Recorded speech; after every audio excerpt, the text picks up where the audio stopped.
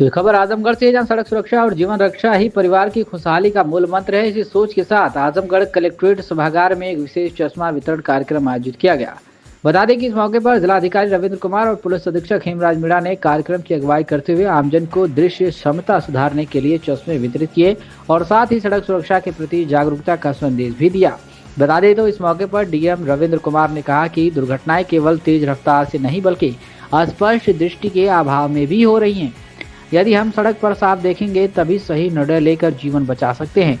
वहीं एसपी आजमगढ़ हेमराज मीणा ने लोगों से अपील की कि वे ट्रैफिक नियमों का पालन करें और दूसरों को भी जागरूक करें। इस कार्यक्रम के जरिए यह संदेश दिया गया कि स्पष्ट दृष्टि, सजगता और संयम ही सड़क सुरक्षा की असली कुंजी है। चश्मा वितरण न केवल स्वास्थ्य संबंधी सुविधा है बल्कि यह एक समाज को सुरक्षित बनाने की दिशा में सकारात्मक प्रयास भी है। कार्यक्रम में विभिन्न विभागों के अधिकारी, आमजन और स्कूली छात्र भी उपस्थित रहे। सभी ने यह संकल्प लिया कि वे अपने और अपने परिवार की सुरक्षा को सर्वोपरि मानते हुए नियमों का पालन करेंगे।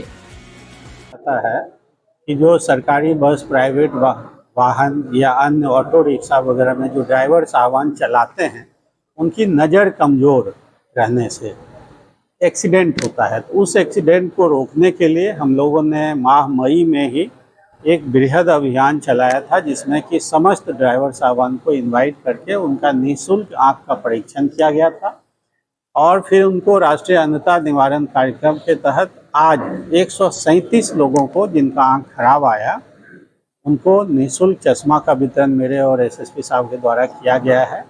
और हमने यहाँ अपील की है कि जनपद में कार्य करने वाले अन्य जितने भी वाहन चालक हैं, हम लोग स्वतंत्रता दिवस के बाद एक और ऐसा महाअभियान चलाएंगे और जिनका भी दृष्टि कम है, जिनको दृष्टि कमज़ोर होने के कारण ड्राइविंग करने में, वाहन चलाने में दिक्कत होती है, उसे हम चश्मा का वितरण करेंगे। इसके साथ ही साथ ये भी बताऊं कि कुछ लोगों को कैटरैक्ट की भी शिकायत आई है, तो उनका हम सीएमओ साहब भी हमारे साथ हैं, सीएमओ साहब के रिप्रेजेंटेटिव हैं, उनके माध्यम से हम सरकारी अस्पताल में उनका निःशुल्क इलाज भी करवाएंगे।